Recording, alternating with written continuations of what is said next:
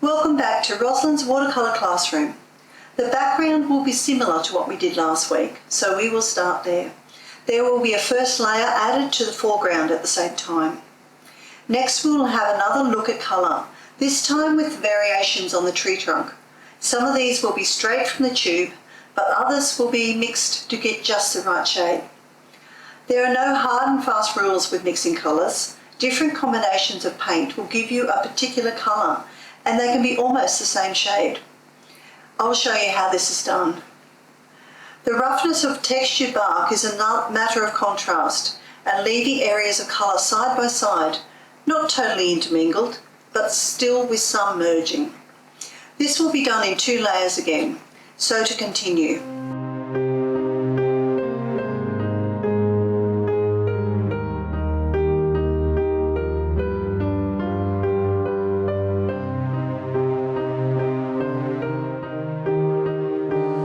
Okay, so we're back to a watercolour class.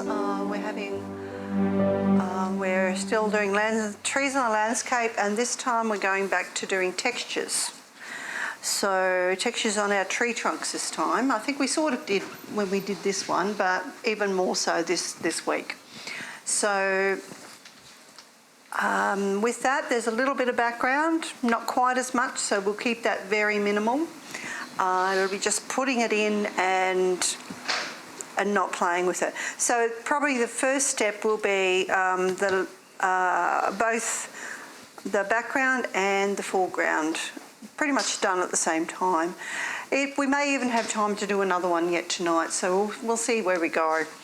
But the colours and the textures, we're going to be talking about hard and soft edges, or lost and found edges if you want to do it that way as well. And we're going to be picking up some of this nice bright orange colour here as well that we have in this particular tree. With that one I used buff titanium, but I didn't bring it tonight, so I guess we won't be using that. It's a Daniel Smith paint called buff titanium, and it gives that lovely whitish, off-white sort of colour. And it can be quite useful for gum trees. It can be useful for sand, and also sandstone buildings. I often, when I'm working outside, sketching outside, I often work with buff titanium as a base colour. It's quite a good one. We've got a little bit of green in this tree. We've got a little bit of perhaps a bit of cerulean in there as well. And then we've got this lovely, almost a burgundy violet sort of colour. It's a little bit strange, so we probably have to make that one unless you have got a particular colour that would work. We'll talk about that one in a minute as well. But if we get this background overdone, out the way, because we did that a fortnight ago, it'll be just a little bit different not that much different to what we did that day. So we'll revisit that. It's never a bad idea to go back and do something the same for a second time. Okay, so again, we need to make this tree be our focal point. And so I don't even mind if it goes a little bit bigger, wider, so that we've got more to play with. It's all about the tree. And I'm happy to do that sort of thing. And then a little bit with here, and again, that one. This one is in front of this tree, but I think I like the idea of cutting it off about there somewhere so that it pushes it behind. So all of these things, artistic license is a great thing. So we always work with that. So quickly to sketch up, again, very minimal sketching, not planning on doing anything too much, and making that tree a little bit larger, a little bit more substantial, and so that it really, really focuses in on that. That one can be just standing here beside.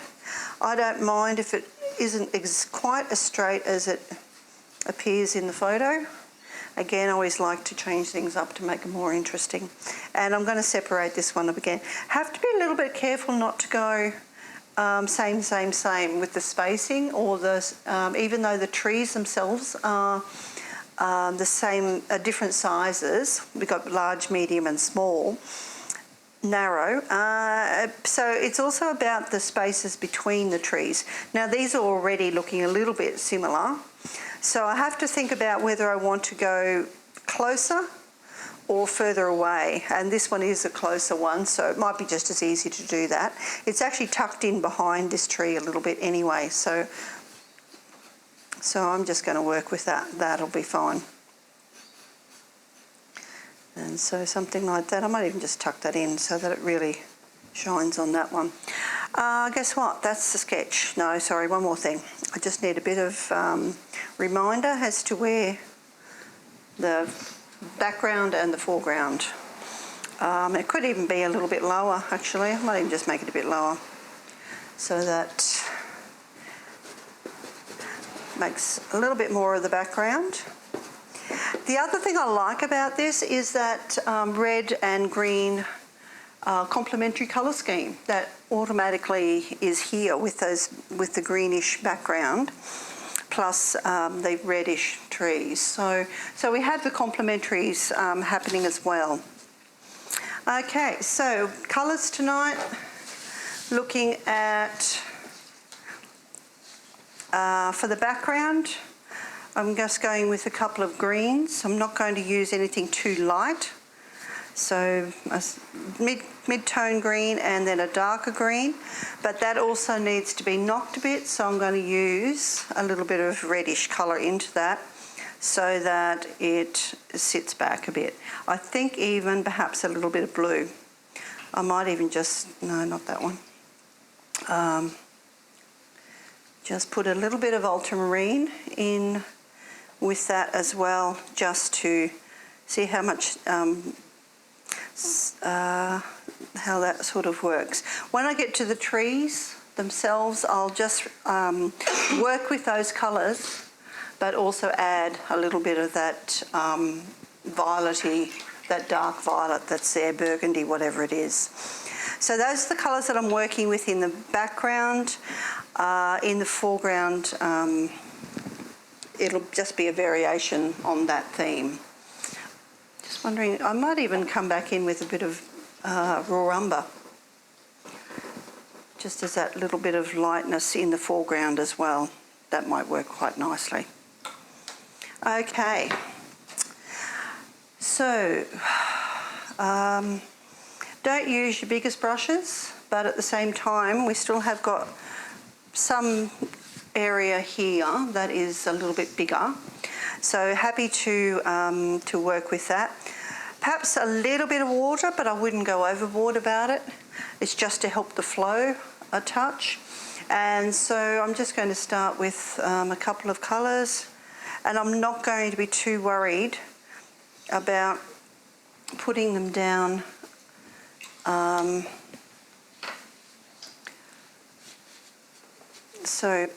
too much where they go. It's just a dark background. It's not anything specific, and so I can just move into this.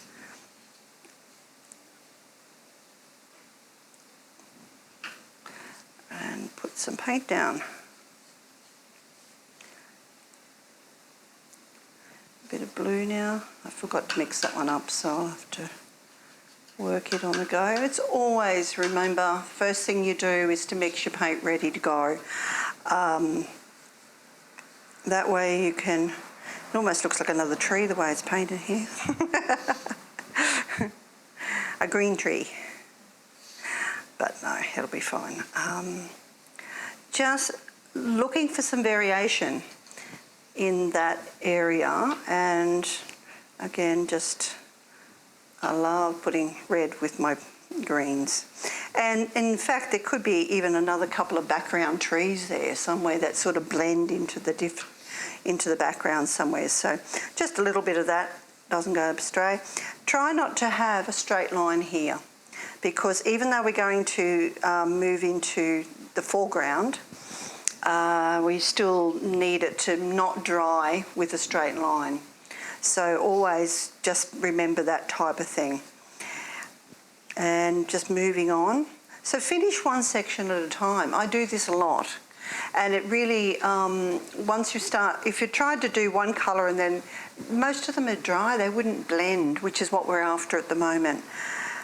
So a little bit of colour there, just looking to see what's happening on the other side of that tree, so that on this side of the tree it sort of becomes the same. Doesn't have to be exactly the same, but if something's red on this side, you don't want to just then put something totally blue on the other. You need just a hint of it to come across at least. I've always found that that works pretty well. And it's okay to have some parts that are a little bit lighter and maybe not so spelt out. I think that might be just a little bit too much. I'll just blend that a touch. All right, that's fine. And again, I've got a larger area here, so I think I'm just a hint of water. Don't go overboard. We do not want this saturated, because then it'll absolutely blend, because you can see where there's various colours in these areas, and that's sort of what we're looking for at the moment. Not that one, this one. And which is also why I'm putting certain colours down. I'm not trying to put every colour everywhere. And I was starting with the lighter colours going into the darker ones, but I just had this one on the brush. I forgot. So that's okay. So, I mean, for once I've actually got my brush as a pencil hold, and I don't do that a lot, but it's but still holding it a little bit on its side, so that it gives me the options of playing with that a bit more. Remembering, of course, that all of this can be altered a bit later on if we need it to be, and we can play with that again a bit later on, and up the ante on tones and colours, and even perhaps the greyness of it. I'm still staying fairly bright here for a background, but we'll see how that works against what I'm doing. I prefer to put some paint down, leave it be, and then decide later on whether it's working once I finish the trees. It mostly works better that way. That one's not quite the right shape. Just change that up. And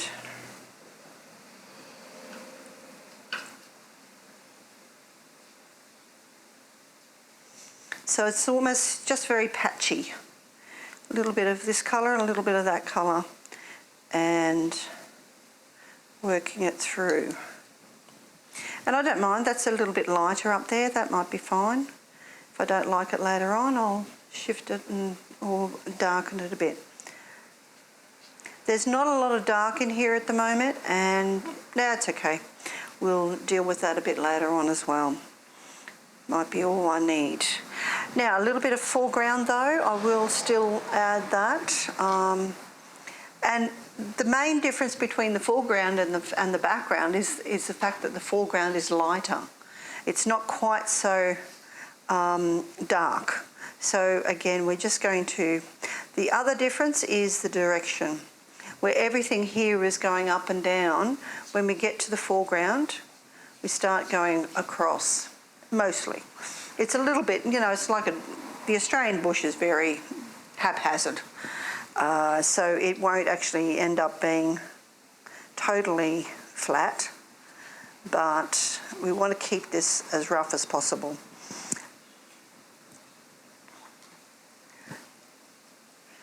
Foregrounds can be really fun if you don't try to make them be something. I know that sounds a bit weird, but basically if you just play with them, let them be a little bit, that's way too interesting. It'll come across much nicer and easy and read better than if you tried to make it be really specific and oops, I forgot that little bit in the middle.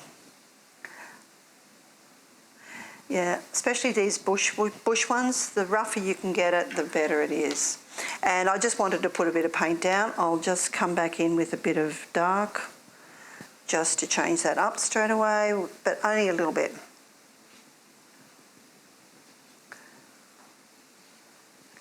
And I'll certainly play with that a lot more a bit later on.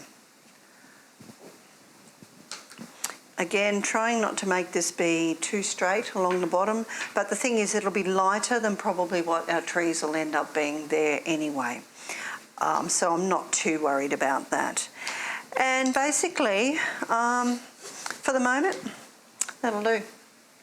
All right, your turn. So this time we're talking colour for the moment. The colour will be of the trees. There's going to be a couple of base colours as well. We're not just doing all the texture in one hit. We're going to put down some basic colour on here. It will only take a couple of minutes, quite frankly. And then a bit later on, we'll come back in and do some fine tuning with that. But at the same time, even now, we can go a little bit rough with it, because just working with the patches and where you've got darker and lighter colours. So as we go through that, that's where we'll do a bit of rough patches of colour there. But to get the colours going, we're looking at, I did mention buff titanium, I don't have it. So I might just use a very light layer of raw umber, because it wouldn't be that much different as far as colour goes. So that just gives me that light base colour to work with. I then am going to use an orange. Now I want burnt sienna, and also I want it brighter than that though. And so I thought if I just did a little bit of burnt sienna, so I'll just show you again. Burnt sienna being something like that, but to make it a little bit more interesting, and that's actually orange on its own. So to put those two together, so basically just burnt sienna and orange. And if you don't have orange, you can still make it with your red and the yellow. Yep. Yeah, so not your probably your pink, but yeah, so your red, a bit of warm yellow would probably work better. And look at that, very close to having a similar colour. This, you know, it's nice to have tube colours, but they're absolutely not totally essential. And the other one I want to work on is that darker violet. Now again, I'm going to use the same orange. I'll start there. No, actually I probably won't. The burnt sienna type of colour. And I'm going to put a bit of red in that. And on top of that, a little bit of blue, because red and blue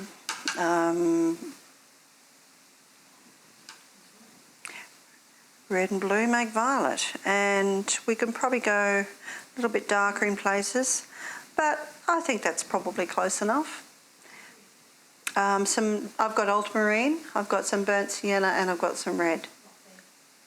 The one here on my palette. No, not a pink one, but it probably doesn't actually matter. Alizarin is always good. It's a nice standard type of red. If you wanted to go to more of an orangey red, you could do that as well. Mine's sort of, I don't have alizarin, I don't have any, I've just got a red that's a little bit, oh, hang on, that's good. So I've got one that's quite orange anyway, and the other one, which was the one I used, is either the same colour or it's so close it's ridiculous. With all of these, it's almost irrelevant where you go with this. Because you can change the colours up quite simply and quite easily just by doing that. So certain colours, it doesn't matter a whole bunch whether it's this particular colour. That's why even on my materials list, I've got a range of colours, because I'm happy for you to have something that's just a warm red or just a cool red, you know, that type of thing, a dark of something. So that's where I'm working on these couple of colours. That's my basic palette. So to start with, to make it easier, work with the smallest one, just to get a feel for where you're going with things. And so just a little bit of the raw umber there. I'm going to come back, and it's not a bad thing to mix some of these colours with what you've got going. I've got all sorts of colours on my palette, and so I do tend to pick up whatever I happen to be using at the time. And so I'm going to use a little bit of the red that I've got. This is more the burnt sienna one. And again, not trying to mix them all the way through as you go. And that violet. Now, I'm making this just a little bit more wet than what we did the background even. And just let me show you right now why in places. Because just working along the sides, you can see how it's blending.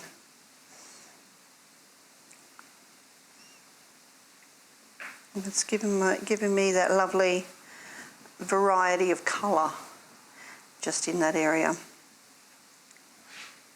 So I think I'm happy enough with that. If I needed that to be, I can still play with this one a bit later on, so it doesn't have to be totally finished. So I'm almost using the raw umber as my water down, if that makes sense. So rather than just make it water, I'll put a bit of colour in it. Now, of course, this is all very rough and ready down the bottom, and don't really have a problem with that. I'm going to add, I didn't mention cerulean, but just a hint of that coming into a couple of places as well. I know that sounds a little bit weird, but it does actually work quite nicely for gum trees. And let's see how, oh yeah, that's nice.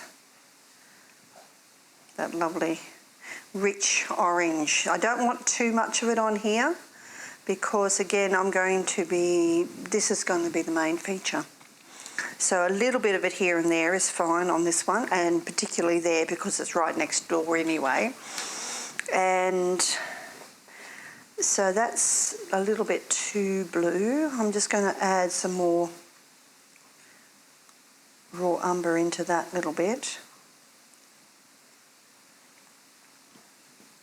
And then come back in with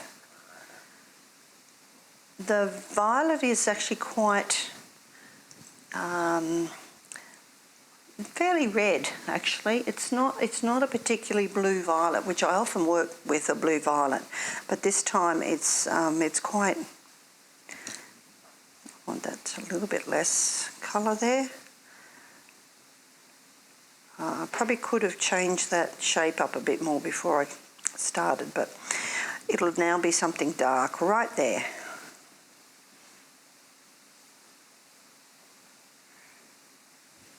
It's always worth working with your own painting.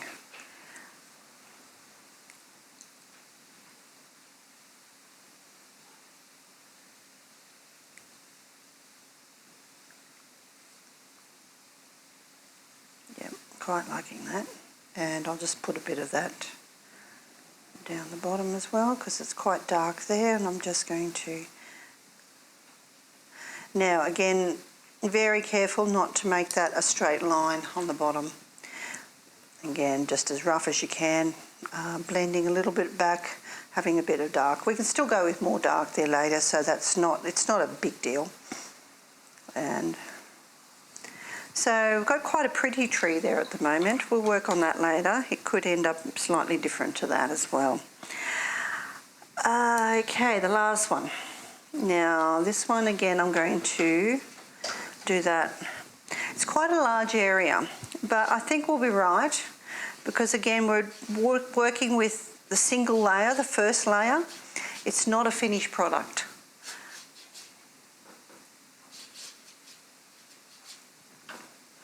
And I am trying to keep that quite light. Don't want it to be too heavy with colour. And I think I'll be fine with that. Really, I'm just going to come back in and put just a hint of, again, the cerulean in over here. It makes it a little bit greenish. I could possibly even use the sap green, the mid-green that I could have used there as well. So it's okay either way. And I may even just bring a bit more of that in here as well, just so that it's not isolated on my paper.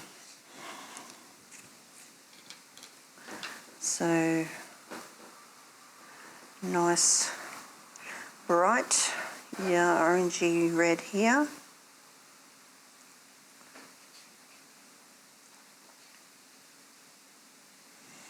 It needs a bit more orange. Let's make a feature of it.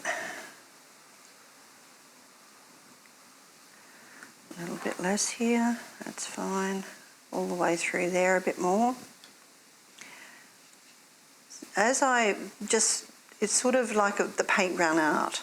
So rather than put extra paint on it, and I needed it to be a little bit lighter, I just vaguely halfway dip my brush into the water, and that gives me enough flow for that to actually work quite nicely there.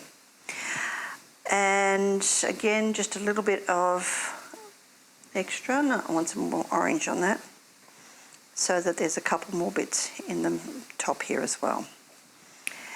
And I think I'm actually okay with that at the moment. The last one is that lovely, beautiful red violet. So a little bit of ultramarine in that to make that go back.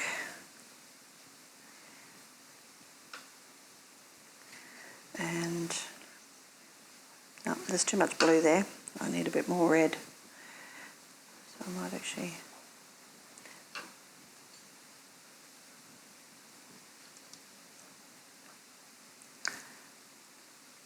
The thing is, when you find a colour that didn't quite work, don't panic over it either, because you can just change it up. See how now I've got the cooler bluish section next to the red?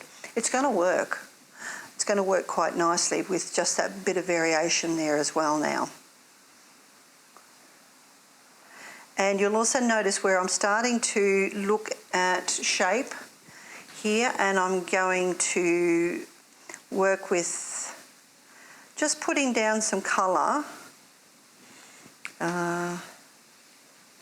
in various places rather than the whole lot. That obviously bled out a fair bit, but that's okay. And again, I'm just going to add a bit of red into that, make that.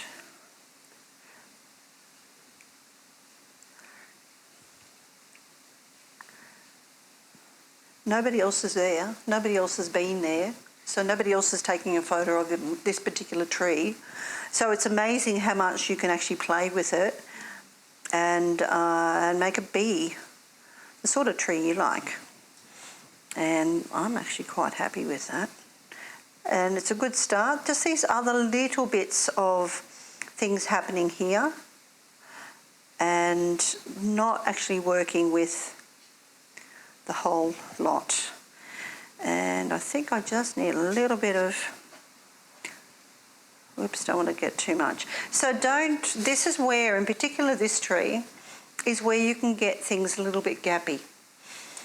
And you're actually working, and I'll put a bit more dark down there. I'm just going to,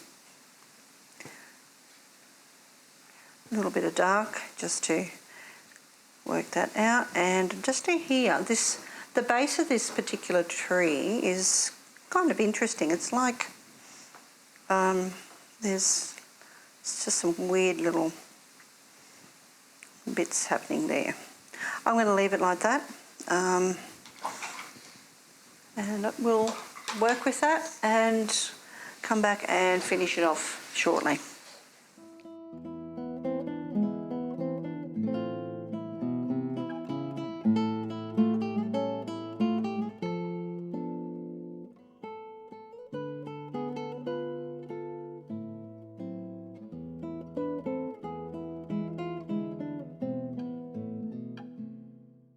Put your boards up somewhere where you can see them, and we'll talk about what needs to happen next.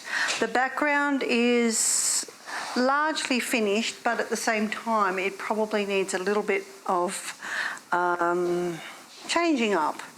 At the moment I've got very much a dark background, dark enough I think.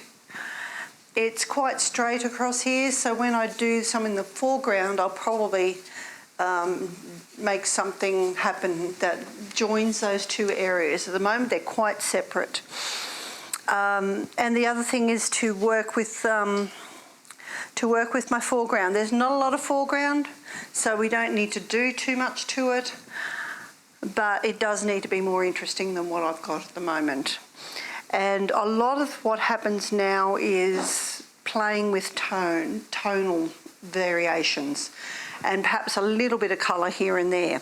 So the other thing I look for is what's happening here. Is there perhaps another tree, or even just another part of a tree here? And so I might just make that be a tree that could be just in the background, because this is a bushland after all. It looks like there could be another one just here as well. They don't have to be all the way from here to here. In fact, it's probably better if they're not. But little bits of that, and this one almost looks like it's almost dark, a bluer one. And so colour is almost irrelevant.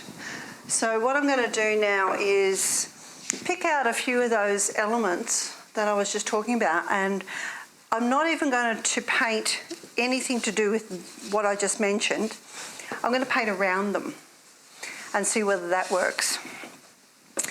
By that I mean I'm going to go back into my darks and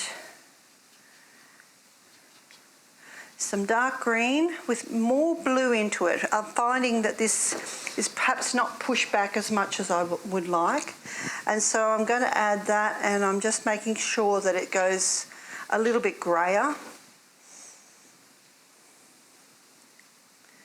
And so the colour I'm going to work with at the moment is not that yet. I want to go darker, and I want to go a little bit more grey. So, and definitely more towards the blue. You see the difference. So where I'm looking at here, I'm not going to, I might even just do this one first, and I'm just going to see what happens. Also quite careful not to make it be all the way up, make sure that that's not, I want to keep things like that, where it's this little bit of light, because there's all this sort of variation happening in backgrounds. And so if I just make a suggestion of parts of it, because there might be a bit of foliage over the top of that, or there could be just a bright section that I don't even need to do anything with. Again, I don't want it to be too liney. I don't want to be just outlined all the way over, so I'll also bring some of that into other areas. Just almost like I often just muck things up where it comes. It's probably the closest I come to it, the description of what I do when I get to this part of things. You know, it looks almost like there's another little tree branch or something happening here.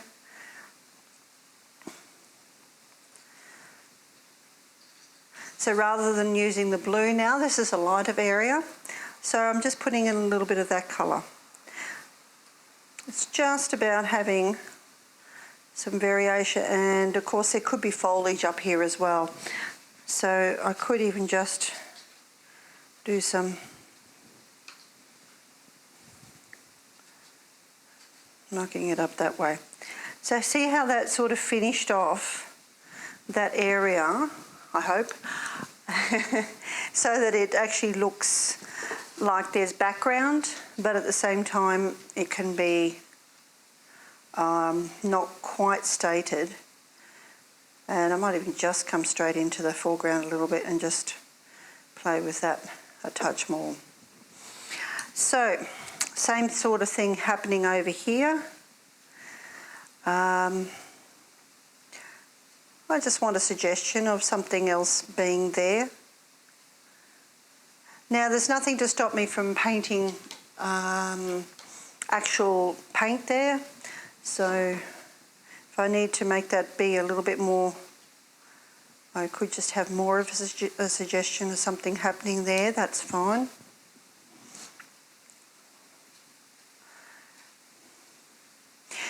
It's definitely all, this sort of thing is definitely about it being what might be there. I don't want it spelt out. I don't want to say, well, okay, this is tree number 1, this is tree number 2, there's tree number 3 and 4. No, backgrounds are not meant to be that sort of thing. And so it's just about having parts of it be perhaps a tree and other parts that are lost. Now this is where I was talking about the lost and found. And that's what I'm looking for in this sort of area. I'm looking for it to be a tree that becomes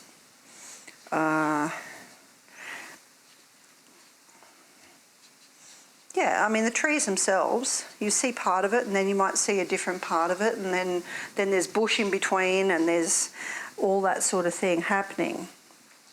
And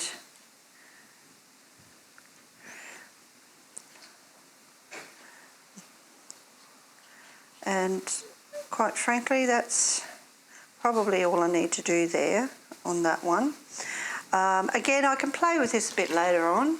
I might actually just up the ante there a bit, make it look a little bit more spelled out. But I don't want it to be too... That's just adding a little bit of red. No absolute, this is what you have to do. I don't like that. It's let's have it be not quite sure where it starts and finishes. I love that type of thing as well. Over here, I said this was going to be more of a lighter tree happening in here, and I can already see it here. Here it is, right here.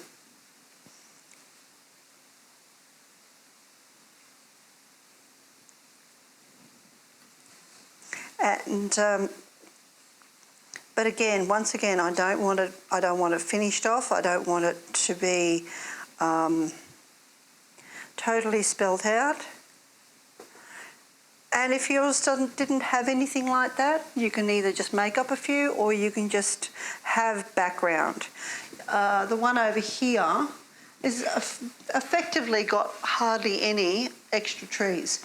There's sort of one here and there's a little couple of suggestions right in there. So each painting will be slightly different. And I'm just going to allow that to be a little bit of, maybe just a little bit of red up into this area, because it might be something like that.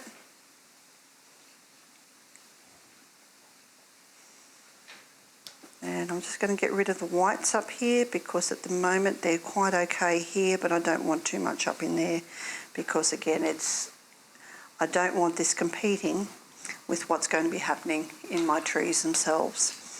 So foreground. The foreground is, I'm already not liking the fact that this is quite so separated. So I'm just going to put in some extra greyish, greenish sort of something else happening there. It's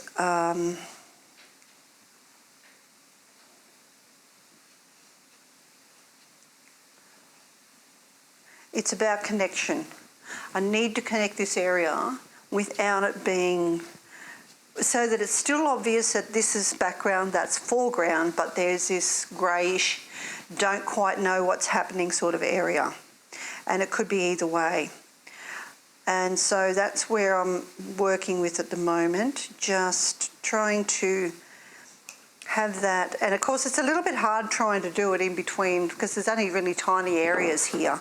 And so it is a little bit hard to make that be connected without it, because we've only got small areas there. Mostly what I want now is some texture.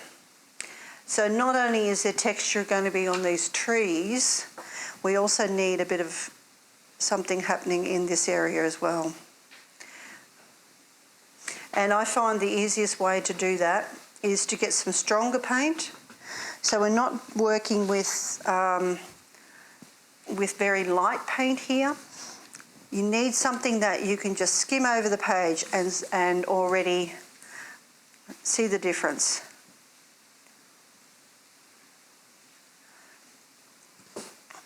And I like burnt sienna for this reason. It's a good colour to do that type of thing on. The reason we wanted this to be lighter is so that there's this contrast. And looking for a little bit of, I've got a little bit of blue there.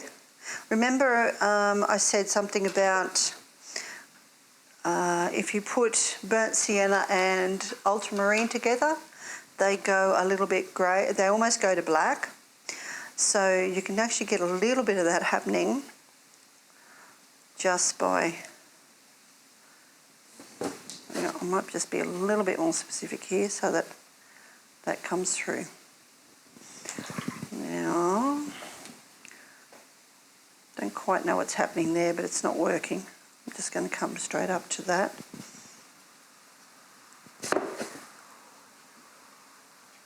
Because it has to be back behind here. Now notice I'm not going over every section of that lighter background. All I'm wanting now is some variation in it so that it sits back and comes into being some darks and some lights, and really just then mucking it up and doing little bits on it.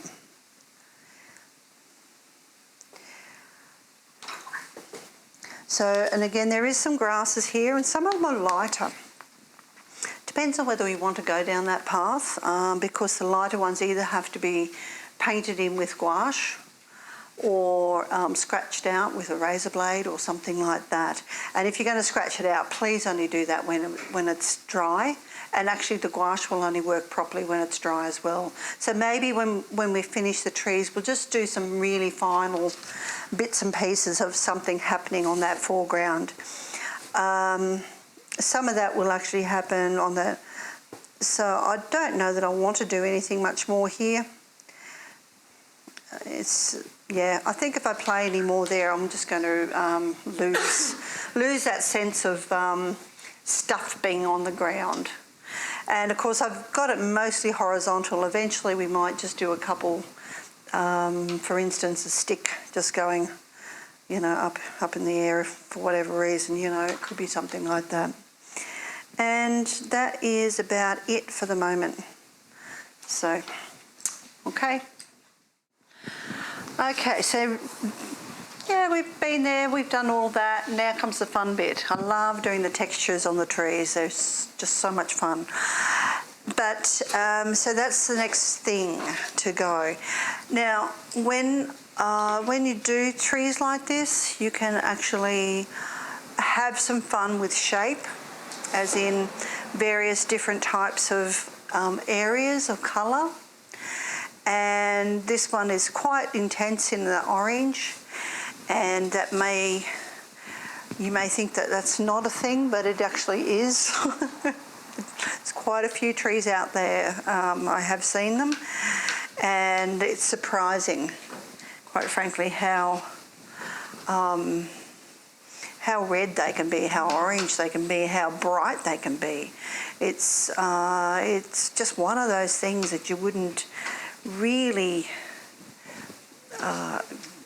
give credit to, but it can be that way.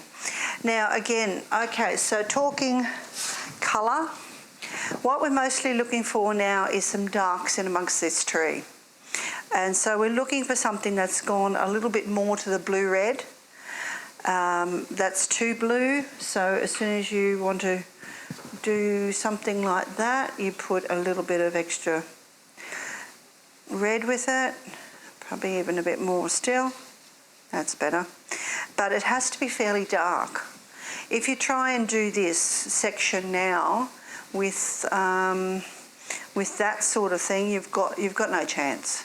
You just can't get the impact, you just can't get the interest that this sort of this sort of tree would generate normally. So it might be just worth me pushing back a couple of those.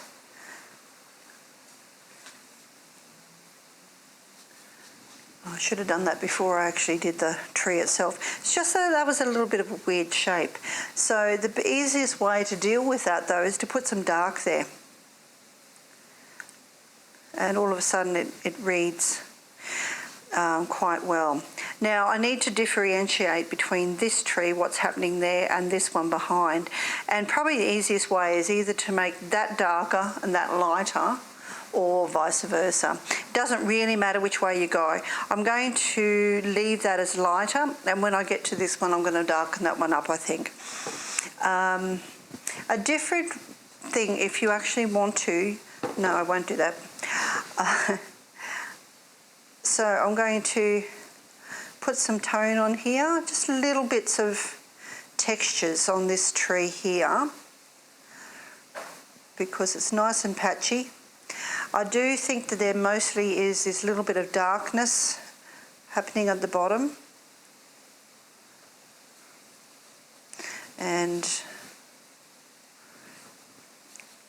But I'm not trying to have it all be perfectly spelt out. Again, just looking for some marks. It's all about the marks when we're doing this, and I might even just go in with some straight red.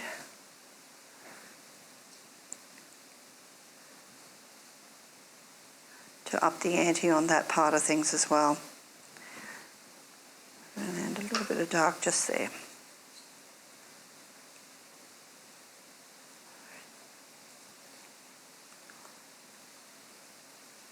So I think I might leave that fellow. He's only in the background. He's not really meant to be the focal point here.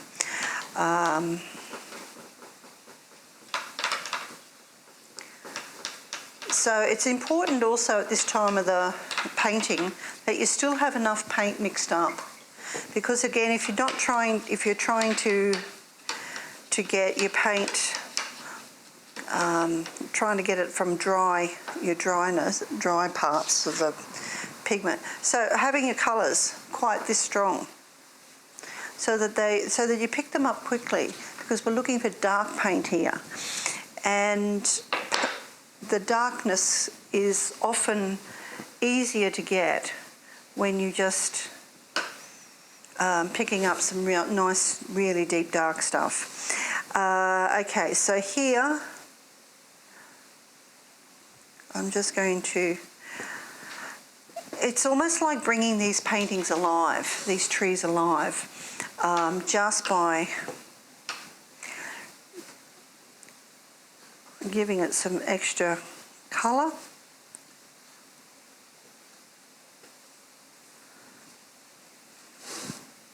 By then bringing into that some dark.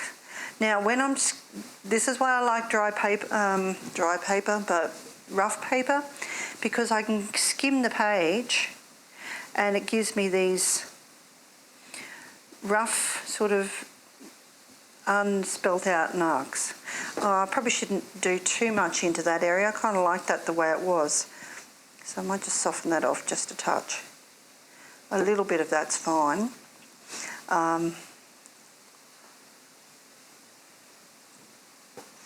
And I especially want it dark right down the bottom.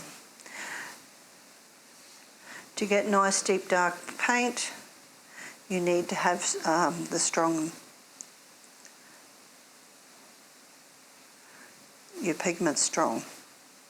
Now it's going to be coming out onto the ground, so sometimes this will be not actually painting into the tree itself, but painting the ground underneath it. And it's a way of making the ground and the tree come from the ground, rather than having it all, so that it's actually there, sitting there.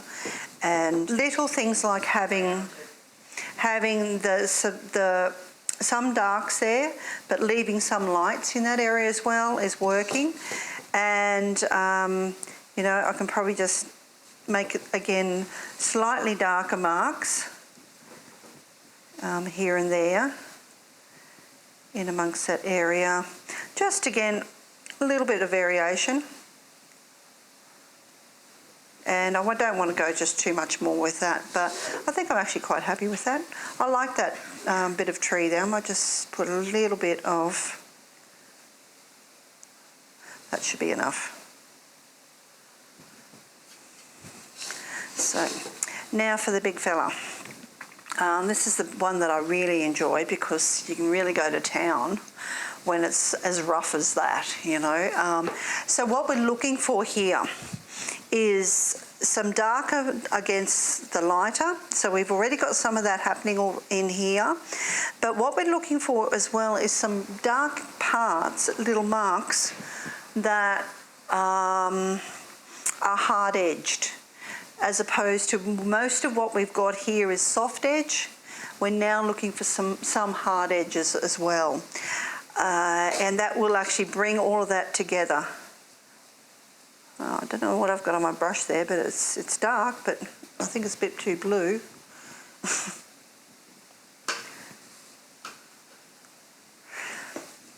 So one of the easiest ways is just to run your brush. Oops, that was a bit too wet. I didn't quite get the mark that I wanted there.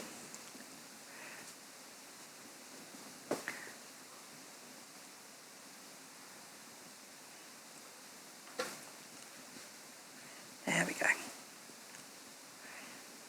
Just that back and forth. If you happen to have something that's already light, a bit of dark underneath it really makes it jump, makes it pop.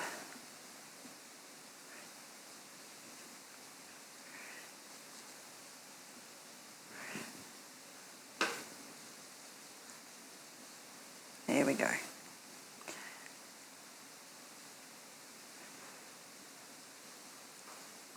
Now this is where, again, you have to work with your own painting a lot. If you try to follow the reference just too much, you'll either overpaint, or it just won't quite read as well as you'd like. So little things like watching where there might be just that extra little bit of something there. I'm going to put a bit of red on that one. And a bit of texture there with just some red, just to add that up, but I don't want it everywhere. To change that up a bit, I might even just put a little hint of it, something through there. Then we've got this section here. Again, I'm getting too much paint on my brush. So I'm still working up and down, but trying to very, very softly just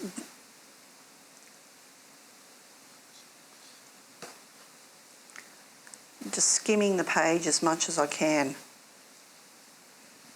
And again, now you'll notice, whereas before my brush hole was mostly this, I'm again going directly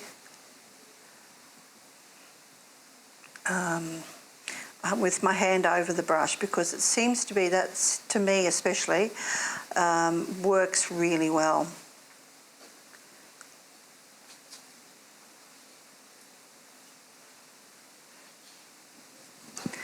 Okay, so just want a little bit of a hard mark there. So some really interesting things happening up in here.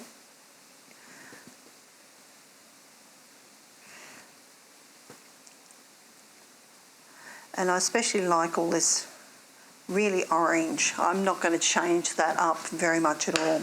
But what I will do is bring some dark in underneath this area here. Again, just to ground it. But I also probably need to just soften that a little bit into the foreground as well.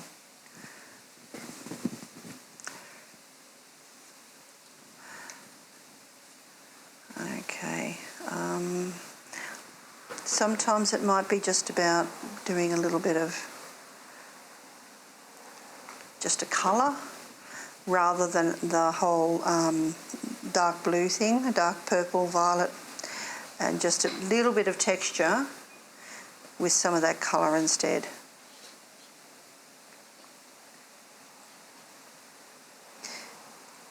Don't like that mark, so I'll just get rid of it straight away.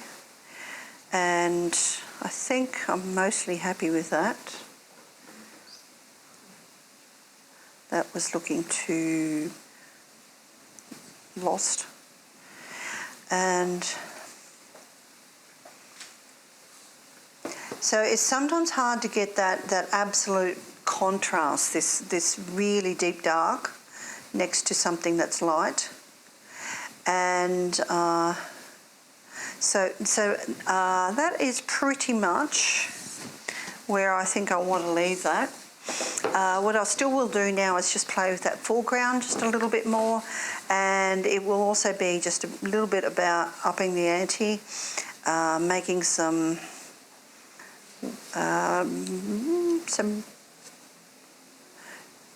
where's a bit of green? I might just put a little bit of green in there somewhere.